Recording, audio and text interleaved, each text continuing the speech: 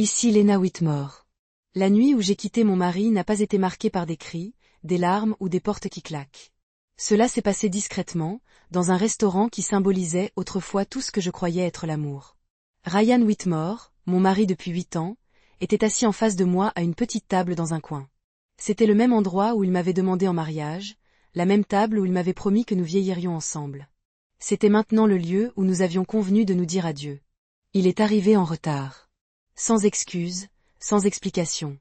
Son attention était constamment rivée sur son téléphone. Je n'avais pas besoin de lui demander à qui il envoyait des SMS. Je le savais déjà. Madison Cole, sa secrétaire, celle qui m'avait peu à peu remplacée alors que j'étais encore légalement son épouse. J'ai commandé son plat préféré par habitude, non par amour. Il l'a à peine remarqué. Il a coupé sa viande, a mâché sans intérêt, a souri à son écran et m'a traité comme une tâche déjà accomplie. Je lui ai annoncé que je quittais la ville. Je lui ai dit que je partais vivre dans une petite ville côtière de l'Oregon pour prendre un nouveau départ. Il a finalement levé les yeux, surpris un bref instant, puis a haussé les épaules. « Comme tu veux, » dit-il. Madison et moi, on prépare notre mariage. Elle sait comment me rendre heureux. À cet instant, quelque chose en moi s'est tu. Je n'étais pas en colère. Je n'avais pas le cœur brisé. J'en avais juste assez. Ce dîner n'était pas une façon de tourner la page. C'était une façon de me libérer. De couper le dernier lien invisible qui me rattachait à un homme qui m'avait déjà rayé de son avenir. Quand nous nous sommes levés, il a payé l'addition et est parti sans se retourner. Pas d'adieu, pas de gratitude, pas de regret. Je suis restée assise là, seule, à fixer une assiette que je n'avais pas pu finir, comprenant enfin la vérité. Je ne perdais pas un mari. Je gagnais ma liberté. Et cette décision prise en silence allait tout changer. On pense souvent qu'un mariage se termine à cause d'une trahison dramatique, d'un scandale, d'une dispute, d'une autre femme. Mais mon mariage ne s'est pas effondré en un instant. Il s'est érodé silencieusement, jour après jour, jusqu'à ce qu'il ne reste plus rien à sauver. Quand Ryan et moi nous sommes mariés, nous formions une équipe. Nous étions jeunes, ambitieux et nous construisions tout ensemble. J'ai cru en lui quand personne d'autre n'y croyait. J'ai soutenu sa carrière, géré notre foyer et mis mes propres projets de côté, car je pensais que c'était ce qu'exigeait l'amour. À mesure que sa carrière progressait, quelque chose a changé. Ryan a commencé à se prendre pour le centre du monde. Son travail comptait. Sun stress comptate. Son temps comptait. Le mien est devenu flexible, facultatif, invisible. Les conversations se sont transformées en ordre. L'affection a fait place au silence. Je suis devenue une personne chargée de la logistique, et non une partenaire dont la vie comptait. Quand je parlais de mon travail ou de mes idées, il m'écoutait à peine. Quand j'étais fatiguée, il me disait que j'avais de la chance. Notre mariage est devenu comme une maison à la façade magnifique et aux fondations branlantes. Aux yeux des autres, nous paraissions prospères, élégants, polis, stables. Mais intérieurement, je vivais avec une négligence affective qui me vidait lentement de toute énergie. Ryan ne m'insultait pas directement. Il faisait pire. Il merigetait. Il me faisait me sentir inutile, remplaçable. J'ai appris à ne plus poser de questions. J'ai appris à ne plus attendre de reconnaissance. J'ai appris à ravaler ma déception et à me dire que c'était normal. Que le mariage exigeait des sacrifices. Que l'amour était synonyme d'endurance. Mais il y a une différence entre compromis et effacement. Je n'étais pas malheureuse parce que Ryan travaillait tard. J'étais malheureuse parce que je n'existais plus dans sa vie, en tant que personne. J'étais un accessoire à son succès, un personnage secondaire dans une histoire qu'il croyait être la sienne seule. Quand Madison est apparue, notre mariage était déjà en train de se dégrader.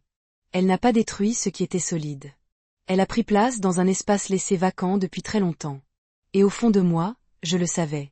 Cette prise de conscience ne m'a pas rendue furieuse. Elle m'a simplement épuisée. Quand j'ai découvert la vérité sur Madison, il n'y a pas eu de confrontation dramatique, pas de cris, pas de larmes coulées sur le sol de la cuisine. Ce que j'ai ressenti à ce moment-là, ce n'était pas de la rage. C'était de la lucidité. J'ai trouvé les messages par hasard. Ryan avait laissé son ordinateur portable ouvert sur la table à manger. Une notification est apparue. Son nom, un emoji cœur, des mots familiers qui m'appartenaient autrefois. J'en ai lu suffisamment pour tout comprendre. Il ne parlait pas comme deux personnes qui venaient de franchir une limite. Il parlait comme deux personnes vivant déjà dans un futur où je n'existais plus. Des projets, des blagues privées, des reproches à mon égard, subtils mais cruels. J'ai refermé l'ordinateur portable avec précaution, comme si le moindre bruit risquait de briser le calme fragile qui me maintenait en équilibre. Ce soir-là, Ryan est rentré tard. Il sentait un parfum inconnu et une fausse assurance. Il a parlé de travail. Il ne m'a pas regardé. Je ne l'ai pas accusé. Je n'ai pas posé de questions dont je connaissais déjà les réponses. Je me suis contenté d'écouter. Pour la première fois, je l'ai vu clairement. Non pas comme mon mari, non pas comme l'homme que j'avais aimé, mais comme quelqu'un qui avait choisi le confort plutôt que l'honnêteté et l'ego plutôt que la loyauté. J'ai alors compris quelque chose. Si je criais, il nierait. Si je pleurais, il minimiserait. Si je le suppliais, il m'en voudrait. Alors, je n'ai rien fait de tout cela. J'ai pris ma décision en silence. J'ai contacté un avocat le lendemain matin. J'ai rassemblé mes documents. J'ai mis de côté ce qui m'appartenait. J'ai cessé de partager mes pensées, mes peurs, mes espoirs. Ryan a remarqué le changement, mais il l'a mal interprété. Il pensait que mon silence signifiait capitulation, que j'allais rester, m'adapter, accepter moins comme avant. Il s'est trompé. Je ne suis pas partie à cause de Madison. Je suis partie parce que je reconnaissais la femme que je devenais si je restais effacée, silencieuse, disparaissant peu à peu. Le jour où j'ai fait mes valises, Ryan m'a demandé pourquoi j'étais si calme. Je lui ai dit la vérité. Parce que j'étais déjà partie. Et cette fois, je ne reviendrai pas. Je n'ai pas annoncé mon départ au monde entier. Je n'ai pas publié de citation sur la guérison ou la liberté. Je suis simplement partie. 2 semaines après ce dernier dîner, j'ai emballé mes vêtements, mes papiers personnels et quelques objets qui m'appartenaient encore. J'ai laissé tout le reste derrière moi.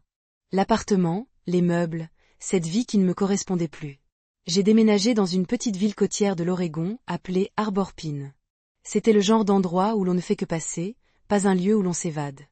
Des rues tranquilles, de vieilles maisons, le bruit des vagues portées par le vent. La maison où j'ai emménagé avait appartenu à ma grand-mère. Une modeste maison à 2 étages, avec un petit jardin devant et des roses grimpantes le long du mur de pierre. Elle me disait toujours que les racines comptaient plus que les apparences. J'ai enfin compris ce qu'elle voulait dire. À Harbor Pine, personne ne savait qui j'avais été. Personne ne m'a posé de questions sur mon mariage. Personne ne se souciait de mon passé. Ici, je n'étais pas la femme de Ryan Whitmore. J'étais juste Lena. Les premières semaines furent étranges. Le silence était pesant la nuit. Par habitude, je prenais mon téléphone, avant de me rappeler que je n'avais personne à informer, personne dont j'attendais l'approbation. Je dormais mieux. Je respirais plus profondément. Le matin, je marchais le long du rivage et laissais l'air frais me vider la tête. Pour la première fois depuis des années, mon esprit n'était plus frénétique, ne cherchant pas à répondre aux attentes de quelqu'un d'autre. Je ne me sentais plus seule. J'avais l'espace. L'espace pour penser, l'espace pour me souvenir de qui j'étais avant d'apprendre à me faire toute petite, l'espace pour imaginer un avenir sans avoir besoin d'autorisation. On suppose souvent que recommencer à zéro est terrifiant, que c'est un signe d'échec. Mais, debout dans cette maison silencieuse, mes valises encore fermées, j'ai ressenti quelque chose que je n'avais pas éprouvé depuis très longtemps, du soulagement. Partir n'était pas une fuite, c'était un choix. Et même si je ne le savais pas encore, c'est dans cette petite ville tranquille que ma vraie vie allait commencer. La guérison ne s'est pas faite d'un coup. Elle n'est pas venue avec des feux d'artifice, ni des révélations spectaculaires. Elle s'est installée doucement, à travers la routine, le travail, de petits moments qui, peu à peu, m'ont reconstruite. Une fois installée, j'ai commencé à chercher du travail. J'avais un master en architecture d'intérieur et des années d'expérience que je n'avais jamais pleinement exploitées. Dans mon mariage, ma carrière avait toujours été secondaire, pratique, flexible. Ici, elle comptait enfin. J'ai postulé dans un petit studio de design de la ville, Stone & Shore Design. Il appartenait à un homme nommé Daniel Brox. Pendant l'entretien, il ne m'a pas interrogé sur ma situation matrimoniale. Il ne m'a pas demandé pourquoi j'avais quitté la ville. Il s'est intéressé à mes idées, à mes goûts, à ma façon de faire. Rien que ça, c'était révolutionnaire. J'ai décroché le poste en 1 semaine. Le travail est devenu mon point d'ancrage.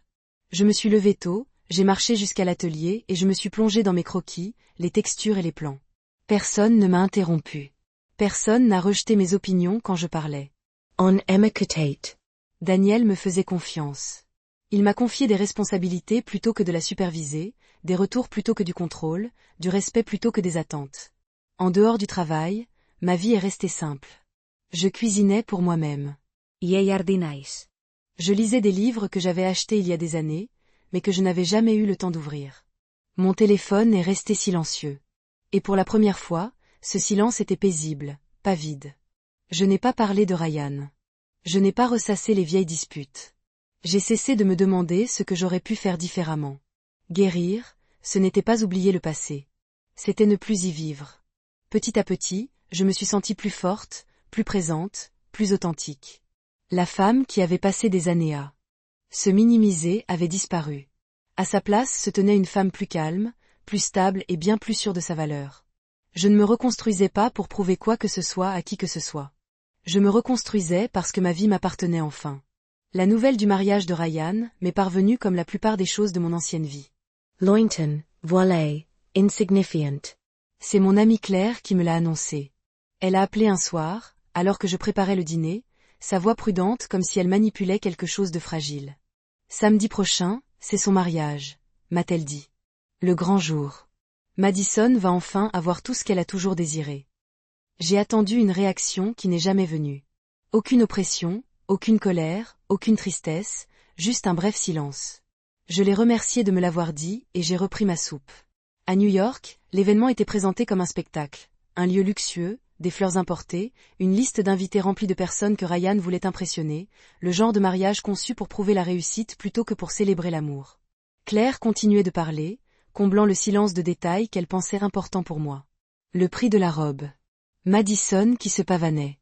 Ryan, fier, triomphant, comme s'il avait gagné quelque chose. J'ai écouté poliment, puis je l'ai interrompu. Claire, ai-je dit. Je vais vraiment bien. Et c'était vrai. Ce même jour, j'ai passé la matinée à marcher le long de la côte. Le vent était froid. Le ciel était dégagé. Je me suis arrêtée prendre un café dans un petit café où le barista connaissait déjà mon nom. L'après-midi, j'ai travaillé dans le jardin. De la terre sous les ongles, le soleil sur mon visage. Pendant qu'ils répétaient leurs entrées et leurs discours, je cueillais des herbes pour le dîner. C'est alors que j'ai compris. L'indifférence n'est pas de l'engourdissement. C'est la liberté. Je n'avais pas besoin de voir de photos. Je n'avais pas besoin d'être au courant. Leur fête leur appartenait. Ma vie m'appartenait. Ce soir-là, j'ai invité quelques collègues à dîner simplement. Nous avons parlé du travail, de voyage, de tout et de rien. Des rires emplissaient la maison que ma grand-mère m'avait léguée. Quelque part à l'autre du pays, Ryan se préparait pour le plus beau jour de sa vie. Et moi, je vivais déjà le mien. Pour la première fois, j'ai compris quelque chose clairement. Quand on cesse de s'en soucier, on cesse d'être contrôlé. Et c'était une victoire qu'aucun mariage ne pourrait égaler. Je pensais que l'histoire s'arrêterait là. Un mariage auquel je n'ai pas assisté. Une vie que j'avais déjà dépassée. Mais parfois, le passé fait une dernière apparition, non pas pour nous retenir, mais pour révéler ce qui avait toujours été caché. Le lendemain du mariage, Claire m'a rappelé. Cette fois, elle n'a pas pris la peine d'adoucir sa voix. Lena, tu es así, c'est? J'ai souri intérieurement et pris une gorgée de Café. J'étais debout dans ma cuisine, la lumière du soleil inondant le plan de travail. Oui, je suis debout, ai-je répondu calmement. Que s'est-il encore passé? Il y avait un invité surprise au mariage, a-t-elle dit.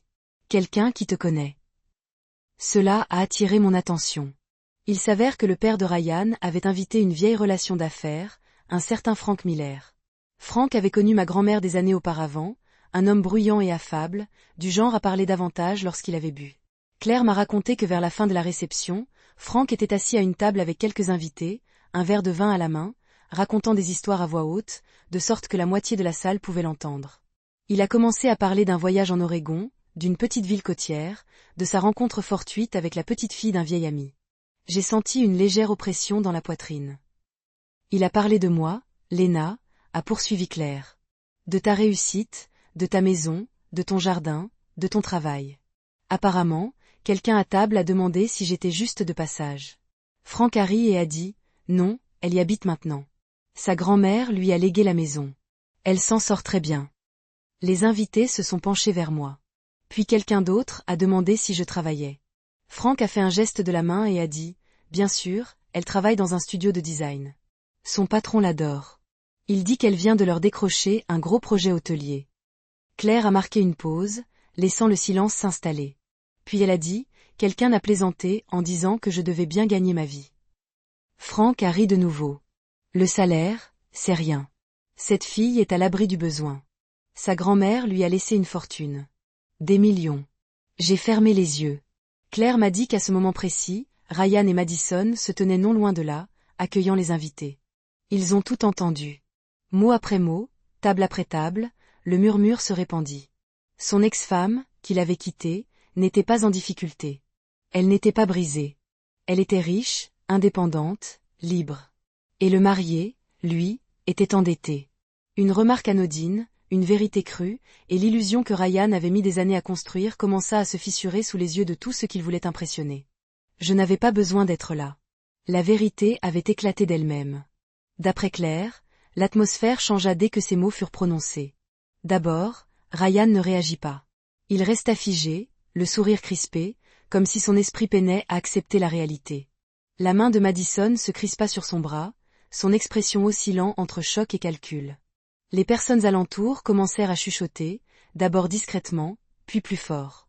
Les têtes se tournèrent, les regards s'attardèrent, les téléphones furent baissés, oubliés dans des mains qui, soudain, voulaient en savoir plus. Ryan avait bâti son identité sur les apparences, le succès, le contrôle, la supériorité, et maintenant, en quelques secondes, cette image soigneusement construite se brisait. Quelqu'un rit nerveusement. Un autre invité posa une question qu'on ne pose jamais à un mariage. « Est-ce vrai ?» Ryan se tourna vers Madison. Sans douceur, sans tendresse. Il la regarda comme un homme réalisant que le sol se dérobe sous ses pieds. « Qu'est-ce qu'il voulait dire ?» demanda Ryan d'une voix sèche. « À propos de millions. » Madison tenta de sorrir. Elle essaya de minimiser la chose. « Tu sais comment les gens ivres exagèrent, » dit-elle. Mais le doute s'était déjà installé. Puis quelqu'un d'autre prit la parole. Un homme du secteur financier. Il évoqua une rumeur selon laquelle Ryan aurait emprunté de l'argent, une petite somme, juste pour couvrir quelques dépenses. C'est alors que Ryan perdit le contrôle. Sa voix monta. Des verres s'entrechoquèrent sur les tables. Il exigea des réponses. Madison essaya de l'éloigner, lui murmurant que des gens les observaient, mais c'était trop tard. Ryan saisit une coupe de champagne et la brisa dans sa main. Du sang se répandit sur la nappe blanche. Quelqu'un cria. La musique s'arrêta, hurla-t-il. Accusations, regrets, fureur. Tout explosa d'un coup. Tu m'as menti, hurla-t-il. Tu m'as fait passer pour un imbécile. Les invités reculèrent. Les parents se précipitèrent. Le personnel se figea. Le mariage s'était transformé en un spectacle impossible à ignorer.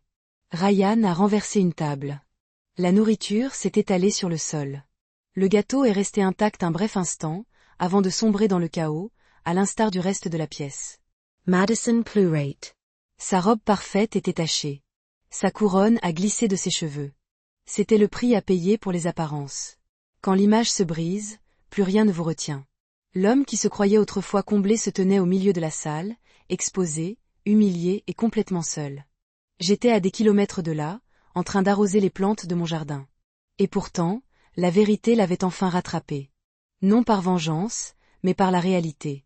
Ce qui s'était passé au mariage ne s'est pas limité à cette salle de bal. D'après Claire, des vidéos ont commencé à circuler avant même que les invités n'aient atteint leur voiture. Un marié hurlant, des tables renversées. Du sang sur une nappe blanche, une mariée en larmes tandis que les gens filmaient au lieu de l'aider. Au matin, les images étaient partout. Les associés de Ryan les avaient vus. Les clients les avaient vus. Les investisseurs qui louaient autrefois sa discipline et son leadership voyaient désormais un homme incapable de maîtriser ses émotions en public, et encore moins en salle de réunion. Les réunions furent annulées. Les appels restèrent sans réponse. Les contrats furent discrètement résiliés. Nul besoin d'explication. La réputation parlait d'elle-même. En quelques semaines, l'entreprise que Ryan avait bâtie commença à s'effondrer. Les cadres supérieurs démissionnèrent, emportant leurs clients avec eux. Personne ne voulait rester fidèle à un dirigeant devenu un fardeau du jour au lendemain. Madison disparut de la scène publique tout aussi rapidement. La grossesse dont elle avait parlé avec tant de fierté ne fut plus jamais évoquée. Au lieu d'admiration, elle n'était plus qu'un murmure. Les portes qui s'ouvraient auparavant se fermèrent. Ryan tenta de sauver ce qui pouvait l'être. Des dîners avec des clients potentiels. Des promesses qu'il ne put tenir. Des excuses trop tardives. Mais la confiance, une fois brisée, ne se rétablit pas sur commande. Claire m'a confié qu'il s'était mis à boire excessivement. Qu'il paraissait plus vieux, plus maigre, comme quelqu'un qui appréhendait constamment une mauvaise nouvelle. Je l'écoutais sans satisfaction. Je n'éprouvais aucun sentiment de victoire. Je n'éprouvais aucune satisfaction. J'étais détachée. Ce n'était pas moi qui l'avais puni. C'était la conséquence logique de choix faits avec arrogance et Secret. une vie bâtie sur l'illusion finit par s'effondrer sous son propre poids. On appelle cela le karma, comme si c'était quelque chose de mystique ou de cruel. Mais il n'en est rien. C'est simplement la loi de cause à effet. Et tandis que Ryan perdait tout ce qui, selon lui, le définissait, je gagnais quelque chose de bien plus précieux, la paix. Tandis que le monde de Ryan se rétrécissait, le mien s'agrandissait discrètement. Je n'ai plus eu de nouvelles de lui. Non pas parce que les gens ont cessé d'en parler, mais parce que j'ai cessé de poser des questions. Son histoire n'avait plus sa place dans mon quotidien. J'avais du travail, une vie à construire, une version de moi-même à honorer. Au studio, on me confiait des projets plus importants. Mes idées n'étaient pas remises en question, seulement affinées. Quand je présentais des projets, on m'écoutait attentivement au lieu de me regarder sans me voir. Pour la première fois de ma vie d'adulte, ma valeur était mesurée par mes compétences, et non par ma disponibilité. Un après-midi, Daniel m'a convoqué dans son bureau. Il m'a remercié pour mon travail, puis m'a proposé une augmentation et davantage de responsabilités sur un projet à venir. Je me souviens être rentré chez moi ensuite avec une étrange sensation dans la poitrine. De la fierté. Pas la fierté bruyante, mais celle, discrète, qui s'installe profondément et dure. Chez moi, le jardin était en pleine floraison. Les roses grimpaient, les herbes aromatiques prospéraient. Chaque plante semblait être la preuve que des soins constants engendrent la croissance. Je passais mes soirées à lire, à cuisiner, à apprendre de nouvelles choses. Je me suis inscrite à des cours que j'avais reportés pendant des années. J'ai voyagé seule, sans me justifier auprès de personne. Je n'avais besoin ni de validation, ni de témoins. J'ai compris quelque chose d'important pendant ces mois. Je n'avais pas échappé à un mauvais mariage. J'avais échappé à une version de moi-même qui croyait que l'amour exigeait des sacrifices sans limite. La liberté n'est pas arrivée comme une vengeance. Elle est arrivée comme une appropriation. L'appropriation de mon temps, de mon énergie, de mon avenir. Ryan m'avait dit un jour que je souffrirais sans lui. Debout dans ma cuisine, entouré de la vie que j'avais construite de mes propres mains, j'ai enfin compris à quel point il s'était trompé. Je n'ai pas gagné. J'étais libre. Et cette liberté valait tout ce que j'ai laissé derrière moi. Pendant longtemps, j'ai cru que la force résidait dans l'endurance, la persévérance, la loyauté que je prouvais en surmontant l'inconfort et le silence. Je me trompais. La vraie force, c'est de savoir partir sans s'autodétruire. Je n'ai pas dénoncé Ryan. Je n'ai pas confronté Madison. Je n'ai pas cherché à me venger ni attendu le karma. J'ai simplement choisi une autre vie. Ce faisant, je me suis éloigné des dégâts qu'ils causaient. Ce qui leur est arrivé n'était pas ma victoire, mais leurs conséquences. Ma victoire, c'était de me réveiller sans angoisse, de travailler sans me sentir diminué, de m'aimer sans avoir besoin d'autorisation. J'ai appris que partir ne signifie pas perdre. Parfois, cela signifie qu'on a enfin choisi de se connaître soi-même. Si vous m'écoutez et que vous vous sentez invisible dans votre propre vie, écoutez bien, la fatigue n'est pas un signe de faiblesse. Aspirer à la paix n'est pas un signe de faiblesse. Et vous n'avez pas à rester là où vous n'êtes plus apprécié. Parfois, la réponse la plus puissante est le silence. Parfois, la plus belle des vengeances est une vie bien vécue. Si cette histoire vous a touché, prenez un instant pour aimer cette vidéo, la partager avec une personne qui pourrait avoir besoin de courage aujourd'hui et laisser un commentaire ci-dessous. Êtes-vous toujours accroché ou prêt, à partir et à recommencer à zéro? Votre histoire compte aussi.